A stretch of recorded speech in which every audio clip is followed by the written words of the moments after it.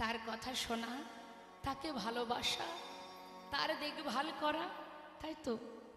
কিন্তু একবার নিজেরা নিজেদের কাছে জিজ্ঞাসা করে দেখুন, আমরা যে প্রভুর চরণের দাস, আমরা যে চাকরি করবার জন্য মানব জন্মটা পেয়েছি, সেই চাকরি কি করছি আমরা?